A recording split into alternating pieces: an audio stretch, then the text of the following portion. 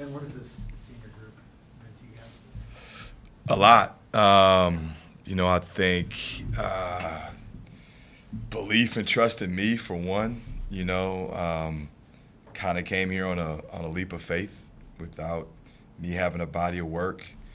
Trusted, my vision and thoughts and what I told them and how we're going to play, how it was going to be run, the culture that we're going to have here.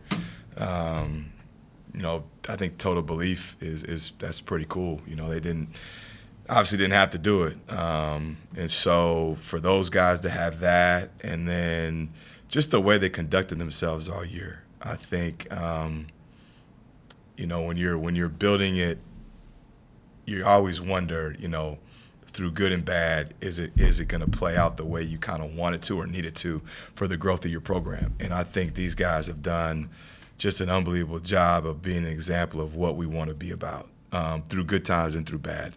And they really set the tone. They set the bar. They've been great, not only with me and our staff, but I think everybody that's dealt with them. Academics, people in the community, and I think it's done. It's really laid the groundwork of what we're doing and where we're trying to go. So can't thank those guys enough. And it's going to be hard to replace. I think everybody talks about the portal, which is good, but to be able to replace these guys and just what they're about and how they come to work every day and their personality and their buy-in, it's not going to be easy. When you recruited these guys, you kind of did it like, hey, this guy fits what I want to do. This guy fits. But you didn't. You didn't coach yet. You weren't head coach yet. So for you to pick the right guys to fit into something that you hadn't done yet, it's like a navigated heaven kind of thing, right? Those guys fit perfectly. Yeah. No, I think the thing that really helped me is I had a pretty clear idea of how I wanted to play. And I think thankfully, this is whatever, year 18, 19, something like that for me. I almost approached it like when I was an assistant recruiting for a head coach, where it's like, you try to find the guys that fit that head coach and how you're going to play.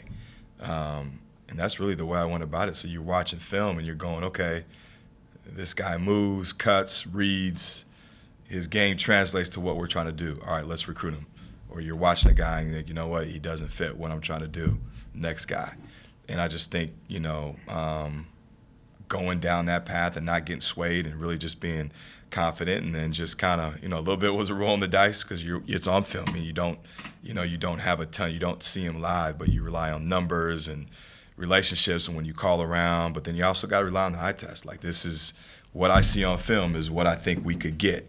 And then you talk to him and you want to get to know him and figure out, like, okay, does his personality fit? Is he a winner? Does he want to be here? Is he going to be driven? All that. Do they know what they're signing up for?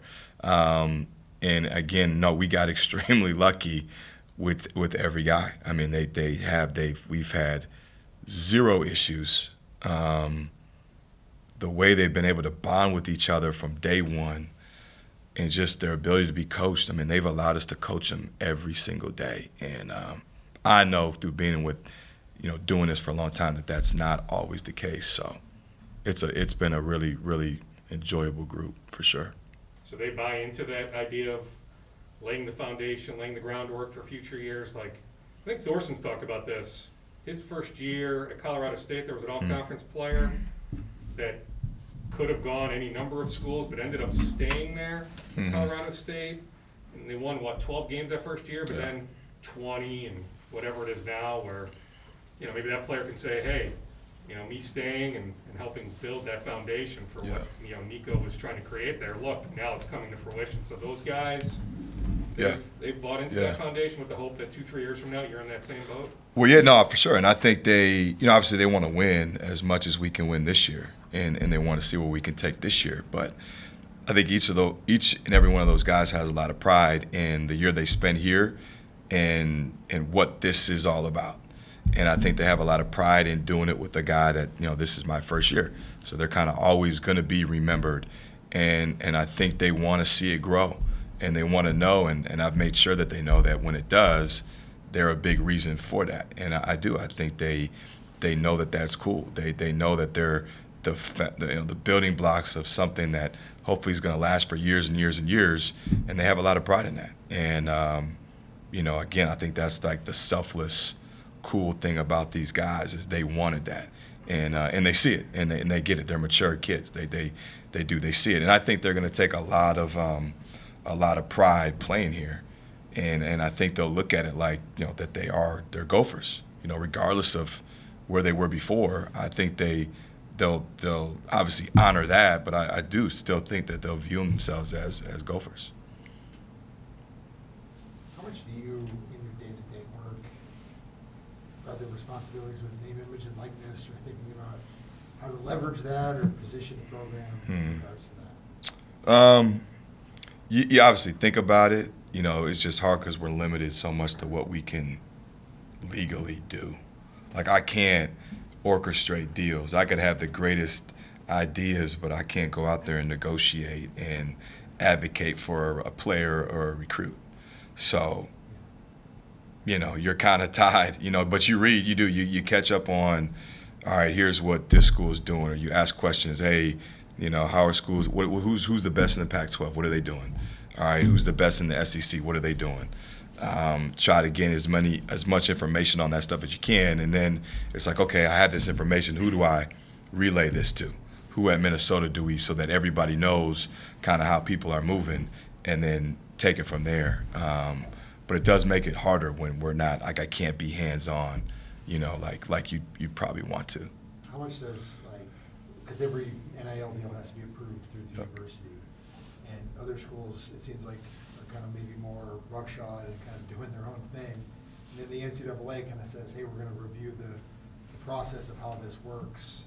Is that kind of like, hey, we'll see what develops with this before?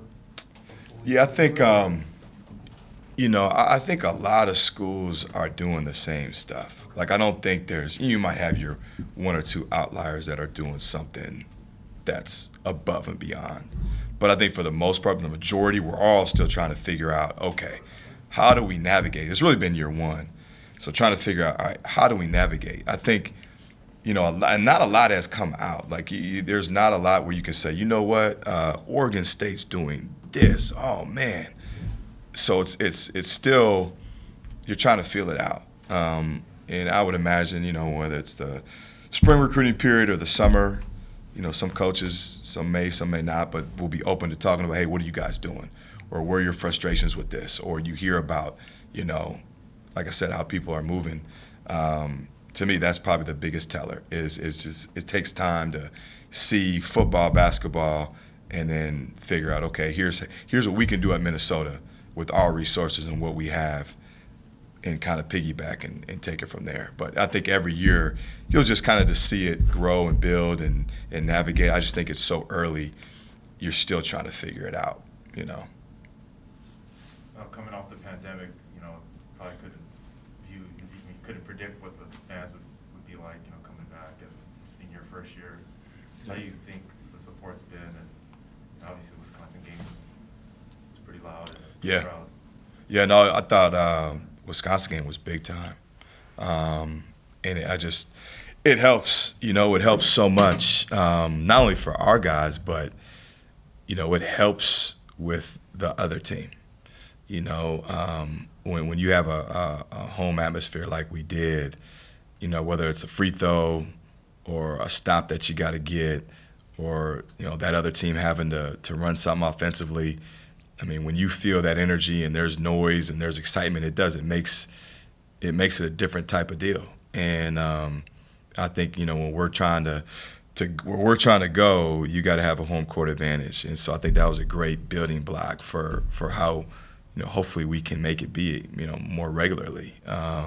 Again, I said we got to do our job. We got to play good basketball and win and have a good product. But I want the fans to know they've been great and they're a huge part of what we're doing. You can't win a Big Ten championship without a good fan base.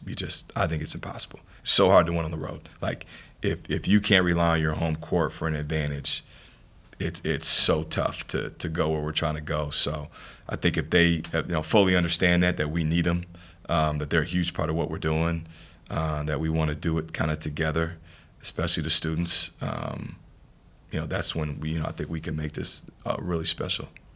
Rebounding issues on Wednesday, the Ohio State game here, other instances, just, is it lack of size, is it positioning?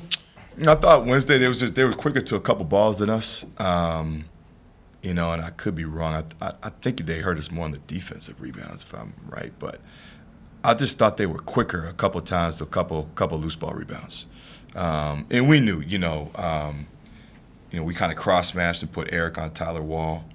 Obviously, if you're doing that, you're going against a size advantage at the 5 or disadvantage at the 5. Our guards did an okay job rebound. I think they can rebound down a little bit more. But I think it's the ones that really get you, obviously, the weak side rebounds off of misses. Or, it's the end of shot clock. You've done your job. You forced a tough 2, a tough 3, a late shot clock type shot, and now it's that loose ball rebound that we don't get. Those are the ones that's just you just got to get it. You got to get it. And we've talked a lot about, you got to win the 50-50 wars. And then the physicality on the box outs, like if you're at a disadvantage, they might, you might not get it, but they're not going to get it. So whether that's you got to face guard a guy, you got to ride him out of bounds, whatever you got to do legally within the rules, you got to do it. But it's just you just got to find a way. End the shot clock. Our first shot defense got to be a little bit better. Anything else from Coach? You have 8 guys listed for being honored senior day on Sunday. Of the 8, is it only Eric that actually has eligibility remaining, or any of the other guys technically have eligibility remaining? Yeah, no, I think it's just him. I think, yeah. He does, but he doesn't. He's yeah. So it is official, It's official, yeah. Barring something crazy that I do not know of and he does know of, yeah, no, he's done, and I think, I think it's pretty cool, for him to make it the whole year basically, and to play the amount of minutes he played. I mean, I think going into it, I'll be honest, I was thinking, man, if he could give us 18 minutes a game, I thought that was going to be like heaven. And for him to give more than that, and I think he set his career high twice, and to be relatively healthy for the most part. I mean, he got an ankle injury, but a lot of guys get through the course of the season, you're going to have something. I think for him to be able to have the year he's had, it's really cool because nobody wants to go out like last year just with everything going on and on top of that injury. So we can all kind of knock on wood, sigh of relief that he got through it and it was successful. And now he's going to be able to leave with a good taste in his mouth. And, he's got his family, mom and sister, I think grandma may be coming Sunday. So it's good for them to see him one last time, healthy, running around with a smile on his face. So that'll be a cool day. Everybody else available? Yeah, everybody's good. Yep, full go. All right. Thanks, Coach. All right, thank you.